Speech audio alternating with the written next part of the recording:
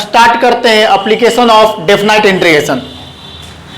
Application of definite integration में हमें area के बारे में पढ़ना है कि एरिया बाउंडेड बाय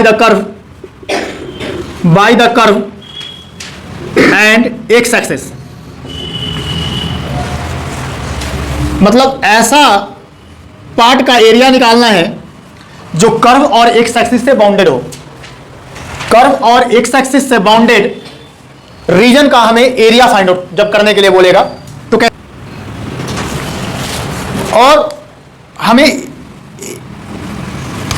एक कर्व है और एक्स एक्सिस, और हमें बोल दिया कि ए टू बी, यहां से ए से बी तक में, ए से बी पार्ट तक का एरिया हमें बताइए। मतलब हमें क्या बोला कि ए एरिया बताइए, हमें ए एरिया।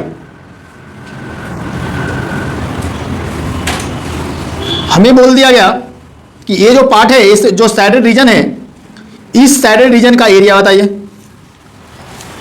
तो इस सैडेड रीजन का एरिया निकालने के लिए कहां से कहां तक बोला, A to B, integration of A to B F of X D x.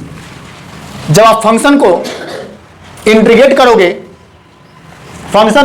करोगे ए से बी तक, तो जो अच्छा, तो ऐसा भी तो हो सकता है कि सर कर्व और वाई एक्सिस, जब एक्स एक्सिस से बाउंडेड रीजन का एरिया निकालना है तो वाई एक्सिस से भी बाउंडेड रीजन हो सकता है।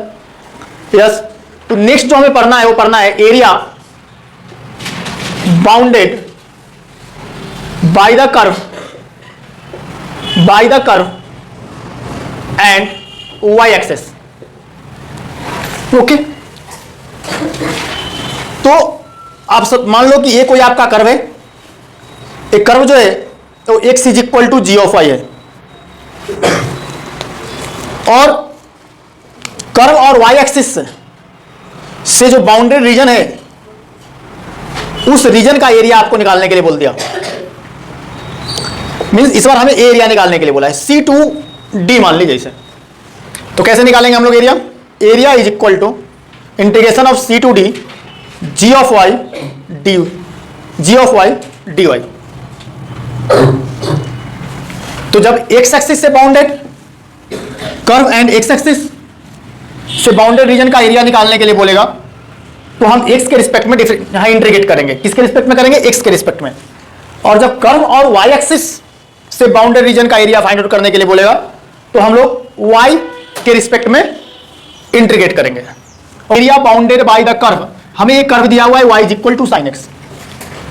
तो याद कीजिए, आप लोग पढ़े होंगे, क्या पढ़े होंगे?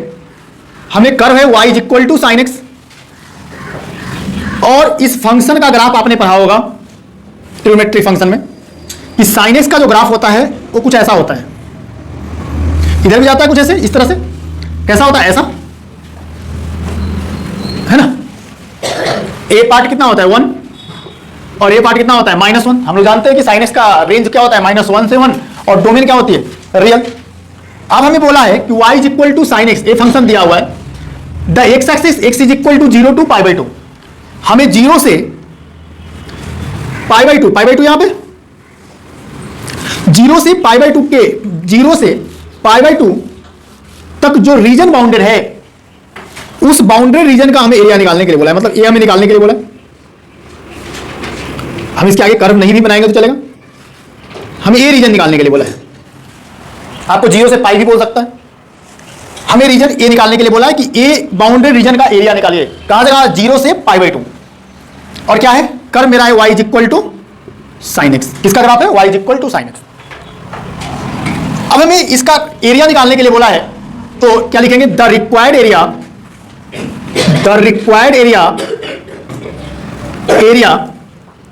ए is equal to integration of 0 to π/2 y dx लिख सकते हैं। Therefore A is equal to 0 to π/2, y क्या है? साइन एक्स है, तो साइन एक्स dx। अब हम लोग जानते हैं, क्या जानते हैं कि साइन एक्स का जो इंटीग्रेशन होता है वो क्या होता है? साइन एक्स का इंटीग्रेशन होता है माइनस कॉस एक्स। तो minus cos x 0 to π/2। Okay, एक बार हम लोग अपर लिमिट पुट करेंगे और एक बार हम लोग लोअर लिमिट पुट करेंगे। तो आइए देखते हैं। तो area is equal to, upper limit जब हम लोगों ने पुट किया तो माइनस कॉस पाई बाई 2, और जानते हैं upper limit minus lower limit, minus और माइनस ऑफ कॉस 0। ओके, हम लोग जानते हैं कि cos 90 का वैल्यू क्या होता है, 0 होता है। cos 90 कितना होता है, 0, तो ये 0 हो गया, और माइनस माइनस प्लस, और cos 0 1 होता है, तो आंसर कितना आ गया 1। और हम लोग जानते हैं कि एरिया का यूनिट क्या होता है, स्क्वायर यूनिट। क्या होता है, स्क्वायर यूनिट। ओके, आइए अब इस क्वेश्चन को देखते हैं। ये क्वेश्चन में क्या बोला है कि find the area bounded by the curve xy is equal to 2। इस बार हमें कर्व का जो इक्वेशन दिया हुआ है वो में दिया हुआ है xy इज इक्वल टू 2। अब इसमें थोड़ा सा इसको जो है फाउंडेशन लगाइए, क्या कीजिए, थोड़ा सा इसको चमकाइए। कैसे चमकाएंगे इसे, y is equal to 2/x लिख सकते हैं, और जैसे ही इसे आप देखें तो आपके दिमाग में बत्ती जला होगा कि y is equal to 1/x means y is inversely proportional to x। लिख सकते हैं हम इसे, लिख सकते हैं ना, मतलब y बढ़ेगा तो x घटेगा, y बढ़ेगा तो x घटेगा, और y घटेगा तो x बढ़ेगा। तो आपको समझ में आया होगा कि जब y बढ़ेगा तो x घटेगा और x बढ़ेगा तो y घटेगा। तो ग्राफ आपको समझ में आया होगा कि सर इसका मतलब ये हो गया कि इसका ग्राफ कुछ ऐसे जाएगा। यस, देखिए जब y ज्यादा था तो x कम था, और जब x ज्यादा है तो y कम है। अब हमें कहां से कहां तक पूछा, x is equal to 1 to 4। मान लीजिए कि x इज इक्वल टू 1 है का लाइन है, ये जो लाइन है वो x इज इक्वल टू 1 का लाइन है, और मान लीजिए कि ये x इज इक्वल टू 4 का लाइन है। हमें कैसा, किसका एरिया इस बार निकालने के लिए बोला, इसका, क्योंकि रीजन बाउंडेड है ना। अब आप लोग समझ गए होंगे, तो क्या लिखेंगे, the required area a is equal to integration of 1 to 4 y dx। तो area is equal to 1 to 4 y क्या है, 2/x है, तो 2/x dx। अब 2 को यदि हम बाहर निकाल लिए, 2 को यदि हम बाहर निकाल लिए तो क्या बच गया, 1/x, और 1/x का इंटीग्रेशन पता है आप लोगों को, log x होता है। तो एरिया क्या हो गया, 2। अब एक बार log का वैल्यू यहां पर पुट करोगे, 2 नहीं, सॉरी 4 है यार, भावनाओं में बग गया था, 4 है, तो x की जगह पे क्या डालोगे, एक बार 4 डालोगे, तो log 4 माइनस log 1, और बचपन से जान रहे हैं कि log 1 की वैल्यू 0 होती है ना। तो अब एरिया क्या हो गया, 2 log 4 हो गया। अच्छा सर जी, तो log का प्रॉपर्टी यहां पे लगा सकते हैं, हाँ, तो क्या लिख सकते हो, log 4 का स्क्वायर मींस एरिया कितना आ गया, log 16, और एरिया का यूनिट क्या होता है, स्क्वायर यूनिट। अब कुछ बच्चे बोलेंगे सर ये log 16 कैसे आ गया, तो पढ़े थे होंगे आप 11th क्लास में log के प्रॉपर्टी, यदि कुछ ऐसा होगा log में, कैसा कि 2 log x होगा तो इसे हम लोग log x स्क्वायर लिख सकते हैं। इसी प्रॉपर्टीज का हमने यहां पे यूज किया। 2 log 4 था तो log 4 square, log 4 square is equal to 16। Okay, हम क्या पढ़ेंगे, एरिया बिटवीन 2 कर्व्स, 2 कर्व्स के बीच का एरिया। जैसे यदि आप सपोज करें, मान लीजिए, अब मान लीजिए कि ये कोई कर्व है, ये कोई कर्व है, कोई कर्व ऐसा है, ये कोई कर्व ऐसा है, और इस कर्व का जो इक्वेशन है, इस कर्व का equation y is equal to f of x है, और इस कर्व का इक्वेशन आप मान लीजिए कि y is equal to g of x है, ठीक है, या y is equal to u of x मान लीजिए, कुछ भी मान सकते हैं, y is equal to y is equal to u of x है। ओके, अब हमें ए रीजन का एरिया निकालने के लिए बोला है, ये जो इसके बीच का जो रीजन है इसका हमें एरिया निकालने के लिए बोला है कि ए एरिया आप निकालो। तो देखना ध्यान से बच्चे, ये बोला है एरिया बिटवीन 2 कर्व, 2 कर्व के बीच का एरिया, मतलब हमें ए एरिया निकालने के लिए बोला है। तो देखिए हमें ये दोनों का एरिया निकालना है, तो सबसे पहले हमें क्या निकालना पड़ेगा, पॉइंट ऑफ इंटरसेक्शन, क्योंकि पॉइंट ऑफ इंटरसेक्शन ही आपको बताएगा कि यहां पर x की वैल्यू क्या है, और पॉइंट ऑफ इंटरसेक्शन ही बताएगा कि यहां पर x की वैल्यू क्या है। हमने मान लिया कि x की वैल्यू a है और a b है, तो सबसे पहले आपको क्या निकालना पड़ेगा, पॉइंट ऑफ इंटरसेक्शन। ओके, अब देखिएगा ध्यान से, ए एरिया यदि हम निकाल लिए, ए कर्व और एक्स एक्सिस, ए कर्व और एक्स एक्सिस से बाउंडेड एरिया हम निकालें तो हमें ये पूरा एरिया निकल के आएगा, नीचे वाला भी है ना, ये नीचे वाला भी एरिया निकल के आएगा, ये पूरा। हमने एरिया किसके निकाले, हमने एरिया निकाला पहले integration of a to b, ऊपर वाले कर्व का area f of x dx। ओके, अब हमने क्या किया कि ये जो कर्व है y is equal to ux, इस कर्व और एक्स एक्सिस से बाउंडेड एरिया हम निकाले तो हमें एरिया कौन सा आएगा, ये वाला नीचे वाला। अब आप लोगों को चमका होगा क्या क्या चमका होगा कि सर ये पूरे में से इस एरिया को ये एरिया इसे यदि हटा देंगे, सब्ट्रैक्ट कर देंगे तो ये एरिया हमें मिल जाएगा। हाँ, तो minus of integration of A to b u of x dx। तो हमें याद कैसे रखना है इसे? जब दो कर्व के बीच का एरिया आपको फाइंड आउट करने के लिए बोले तो ऊपर वाला कर्व का एरिया माइनस नीचे वाला कर्व का एरिया, है ना, ऊपर वाला माइनस नीचे वाला। ओके, ठीक है। अब हम लोग इसमें कुछ 11वीं क्लास में हम लोगों ने कोनिक सेक्शन पढ़ा था, जिसमें हम लोगों ने पढ़ा था पैराबोला। क्या पढ़ा था? पैराबोला। कौन बोला? पैराबोला। तो हम लोगों ने पैराबोला पढ़ा था, इलिप्स पढ़ा था, एक सर्कल चैप्टर पढ़ा था। तो इसके बेसिक हम कुछ जानेंगे क्योंकि इसमें एरिया अंडर कर्व में इस चैप्टर में आपको यूज है। ओके, तो हम लोग जानते हैं कि y square is equal to 4ax जो है वो पैराबोला का स्टैंडर्ड इक्वेशन होता है। ठीक है, ओके, पहले हम लोग इसके बारे में जानते हैं। पैराबोला कैसा दिखता है इस इक्वेशन के लिए? ऐसा दिखता है। ओके, यहां पे फोकस है, फोकस को हम लोग इससे डिनोट कर रहे हैं, a,0।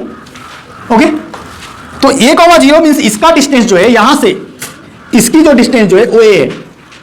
यहां से उतना ही डिस्टेंस पे, जो डिस्टेंस है उतना ही डिस्टेंस पे एक फिक्स्ड लाइन होगा, एक फिक्स्ड लाइन होगा। उस फिक्स्ड लाइन को हम लोग डायरेक्ट्रिक्स बोलेंगे। क्या बोलेंगे? डायरेक्ट्रिक्स। ओके, इस फिक्स्ड लाइन को हम लोग क्या बोलेंगे? डायरेक्ट्रिक्स बोलेंगे। ए पॉइंट तो आपको पता है क्या लिखेंगे? Minus a,0। अब यदि सपोज आपको कभी पूछ दिया कि इक्वेशन ऑफ डायरेक्ट्रिक्स, तो इक्वेशन ऑफ डायरेक्ट्रिक्स क्या होगा? x is equal to minus है, means x plus a is equal to 0। Okay, अब देखिएगा ध्यान से, यदि हम लोग फोकस से एक लाइन ड्रॉ करेंगे, पास करेंगे, जो परपेंडिकुलर लाइन रहेगा, परपेंडिकुलर, इसे हम लोग बोलते हैं latus rectum. Latus rectum. Okay, ये लैटस रेक्टम का एंड पॉइंट क्या होता है? a,2a, और ये एंड पॉइंट कितना होगा? a,-। तो इक्वेशन ऑफ लैटस रेक्टम क्या होता है? Equal to a।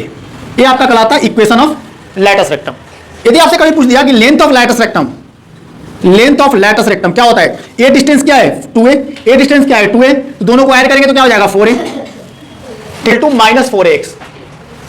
तो y square is equal to 4ax था, तो पॉजिटिव एक्स एक्सिस के साइड में पैराबोला था, तो y square is equal to minus 4ax होगा, तो किस साइड में पैराबोला होगा? निगेटिव एक्स एक्सिस के साइड में। तो इस बार कैसा पैराबोला होगा? इस तरह से। ओके, डायरेक्ट्रिक्स इस साइड में होगा। अच्छा, तो और भी देखे थे सर क्या कि यदि x square is equal to 4ay होगा। अब देखिए, y square is equal to 4ax था, x था, तो एक साइड में थोड़ा ओपन था, और x square is equal to 4ay है, तो वाई साइड में मतलब थोड़ा ओपन होगा। सिंपल कहानी। तो मतलब किधर जाएगा? ऐसे जाएगा पैराबोला। कैसे जाएगा? ऐसे, इस तरह से। डायरेक्ट्रिक्स कहां होगा? यहां पे। Okay, x square is equal to minus 4ay की बात करेंगे तो क्या होगा? कहां जाएगा? अब तो आपको पता चल गया होगा, नीचे की ओर जाएगा, डायरेक्ट्रिक्स ये होगा, है ना। तो ये याद रखिएगा, ये चारों स्टैंडर्ड फॉर्म है पैराबोला का।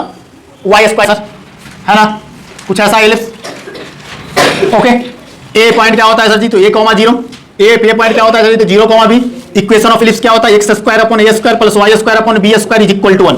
ये होता है इक्वेशन ऑफ इलिप्स। अब बात कर लेते हैं एक और हम लोग, नेक्स्ट बात है सर्कल की। सर्कल कैसा होता है? तो ऐसा होता है सर जी, है ना। और सर्कल का जो इक्वेशन होता है x square plus y square is equal to. आइए बात करते हैं हम लोग का नेक्स्ट क्वेश्चन है कि find the area of the region bounded between this and this. हमें कोई एक ए फंक्शन दिया हुआ है, देख के क्या आपको पता चल रहा है कि ये क्या है? Y square is equal to 4x क्या है? Equation of parabola. और कैसा पैराबोला का इक्वेशन? पैराबोला का कैसा इक्वेशन? वैसा इक्वेशन पैराबोला का जो किस साइड में हो? एक्स एक्सिस के साइड में। मतलब कैसा ग्राफ बनेगा? कुछ ऐसा बनेगा। ये आपका क्या है? Y square is equal to 4x।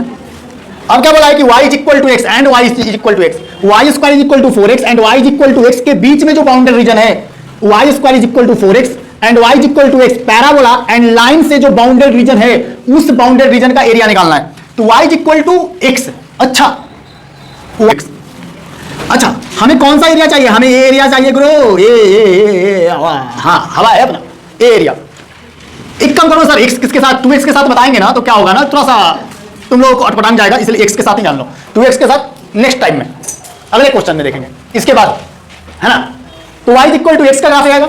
Okay, हमें यदि हमें क्या चाहिए? हमें चाहिए सर पॉइंट ऑफ इंटरसेक्शन, तब तो पता चलेगा कि ये x कितना है, सर एक तो पता चल गया क्योंकि ओरिजिन पे ही दोनों कट कर रहे हैं, लेकिन एक पता तो नहीं चला ना, तो कहां से कहां तक है। हम लोग पहले निकालेंगे पॉइंट ऑफ इंटरसेक्शन। क्या निकालेंगे? Point of intersection. तो हम लोग निकालेंगे point of intersection of parabola and line are. पैराबोला और लाइन के पॉइंट ऑफ इंटरसेक्शन निकालेंगे। तो पॉइंट ऑफ इंटरसेक्शन निकालने के लिए आप लोगों ने पढ़ा होगा कि y square is equal to 4x दिया हुआ है और y is equal to x है लाइन, तो y की जगह x रख दें क्या? हाँ रख सकते हैं। तो x square is equal to कितना हो गया? 4x हो गया। अब सभी को इस साइड करोगे तो x square minus 4x is equal to 0। तो x को कॉमन लोगे तो x minus 4 is equal to 0। तो x इज इक्वल टू 0 और x इज इक्वल टू 4। एक बार x कितना आ गया? 0 और एक बार x कितना आ गया? 4।